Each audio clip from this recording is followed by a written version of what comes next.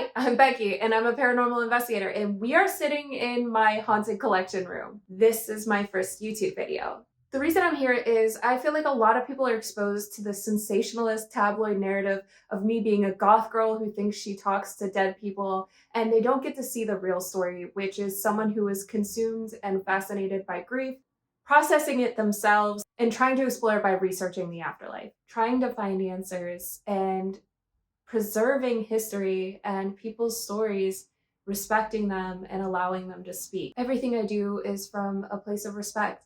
I spent a few years working as a mortician. From that time, I bring with me into this field this idea that I wouldn't want to do anything while investigating that I wouldn't do in front of the family of the person who passed away. What started as a hobby I did on my day off started to consume my entire life. I feel like the rug has been pulled out from under me. My life has changed in really amazing, brilliant ways.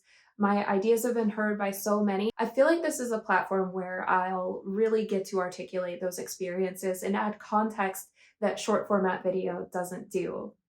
This collection room was not intentional. People started coming to me and saying, you know, I'm experiencing something that feels very traumatic and I need help. And I often implore them to explore boundaries with those objects. And if that's not something that ends up working out for them, I have them bring me those objects. I don't advocate for buying haunted dolls to talk to on eBay. Those porcelain dolls that people sell are often the most difficult to sell haunted dolls. Why is it the cheap 50 cents dollar porcelain dolls you find at every Goodwill are always the ones that are haunted and now marked up over $100?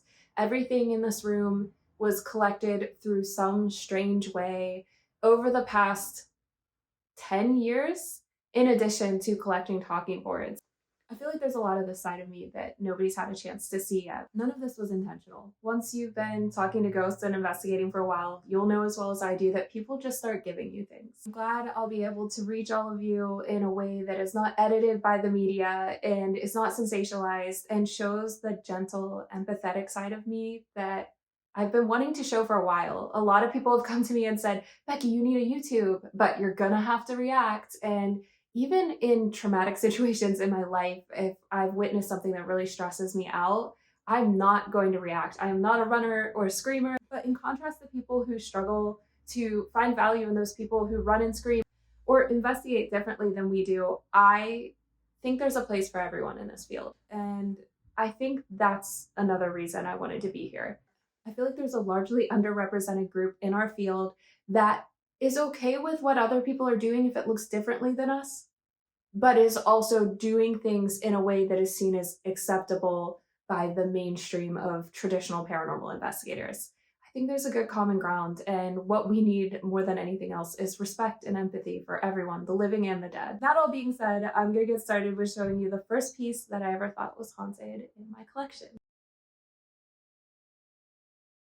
This is the first haunted antique I ever bought, and before I owned this, I didn't even think it was possible for something to be haunted like this. I waited for 4 hours outside of an estate sale in Pittsburgh. I'd always wanted a hair wreath, and she just spoke to me. I sat outside having a heart to heart with one of the other people who was waiting in line for a dress, which I ended up giving to her, even though I found it first. I said, you know, you can have this. It was all good vibes. When I brought her home, I thought, you know, you can see she's a little crooked in the frame. So I attempted to kind of poke her back into place. And that's when the activity started. She flew off a screw that secured her to the wall. I started having sleep paralysis. My partner started having sleep paralysis. And ultimately, I had a dream where she was sitting at the edge of the bed cackling. Now, I don't know her name. She was sold to me by her family. So unfortunately, this beautiful heirloom can never be returned to the lineage. And there's nothing I can really do about that. We just kind of accepted, you know, her imperfection makes her special. And since then, we haven't really had any activity with her. Now, she's fairly new to the collection. She is a life-size Lady Grace doll by the Brew Factory. She came from a collection where a woman lost her first fiance overseas, and after he passed away, she was past the childbearing age, so she filled her life with dolls. Now, what makes this doll special is all of these details She is wearing genuine mourning clothes from the Victorian era, jet beads. She is wearing clothes that are over 100 years old. The person that we acquired her from did say that she always felt a presence around this doll. I've continued to call her Grace. I do know the name associations of the original owner. She just looks so realistic. She is life size. She demands a ton of attention. So sometimes we have to remind everyone, you know, the other haunted objects are really special in here too, but this is our Miss Grace. I like to hold her hand when I communicate with her. All the way up here, if you guys have followed me for a while, these are the twins. The twins have garnered international attention. They were a very unique story. I was mostly interested in the mourning piece, which you see down here. This is an early 1900s mourning lithograph. It has no name associated, but they were listed as a set for, I think, originally $150, but when I saw them, they were $75 for the set. To pick up antique pieces rather than souvenirs. When they caught my eye on Marketplace, I kind of lied to my boyfriend. I was like, they're only a few hours away. So I messaged the seller and she told me, unfortunately, someone else had already purchased them. I said, thank you for telling me anyway. And she said the person who was going to buy them was a collector and they were picking them up the next day. However, not knowing who I was, she ended up messaging me the next day and said, you know what, would you like to have these? And she offered them to us for free. And we were so excited. We're like, yeah, we're going to drive. She's like, I'll meet you halfway. So the 4-hour drive ended up only being like an hour and a half. She drove 2 hours to give these to us for free. It was such a kind gesture. The night before we went to pick them up, we went to bed and it hit us. We were like, hey, wait a minute. What if there's a reason they're free? And we started laughing like, we're paranormal investigators. As a couple, we are investigators. We should have thought of this. We meet her. She gives us all 3 of these images. And she's also ended up giving us a book on demonology and witchcraft. So little sketch vibes going on, but we just thought, well, maybe it's a coincidence. The day we brought them home, we cleaned the frames and we got everything kind of ready to go. And what happened after that was pretty interesting. I left and I always felt like it was the twins. The twins were my babies. There's nothing particularly collector-wise valuable about them.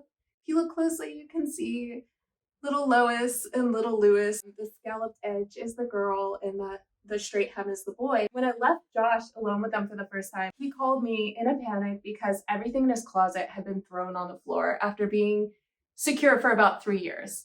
So that's the story behind the twins. I started looking into the history of the family and I found some pretty crazy things that had happened to them. One of them passed away in a train wreck. One of the twins died at 10 months old. One of these men in this photo, there was a car accident in front of his house. Crazy history behind this family.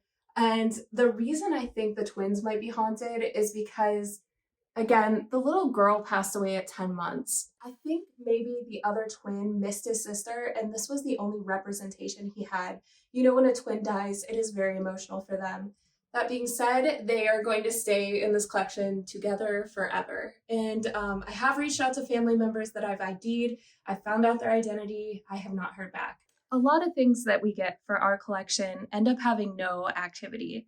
This is another one that has had some pretty interesting activity with it. I like to keep it closed, and if any of you have ever watched me do a live investigation, there was a day where this came open on live. I had not touched it. People have been watching me the whole time. I had already been purchasing a few other items from an auction house, and the guy who runs the auction house said, if you like the paranormal, I have something that this is the only item I ever had a feeling about. And I said, okay, I'm interested. So he told me I could take a look at the clock, and if I wanted it, I could have it. He said employees who didn't even know the full story didn't want to go near it, and I believed him. So we go to the back of this auction house and we see the clock. We turn a corner. It is like a movie. It's basically in its own time out at this point. The clock is sitting in the corner with the light shining, covered in cobwebs. He said it had been there for 10 years.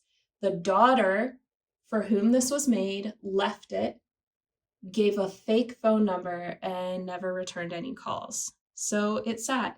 He didn't know what to do with it. There are victims involved in the story. It was made by a prisoner for his daughter. He was incarcerated at Sing Sing prison. Now, I am very cautious about elaborating on the nature of the crimes, but this is one of the very few pieces that I own that I think has something more sinister or darker attached to it.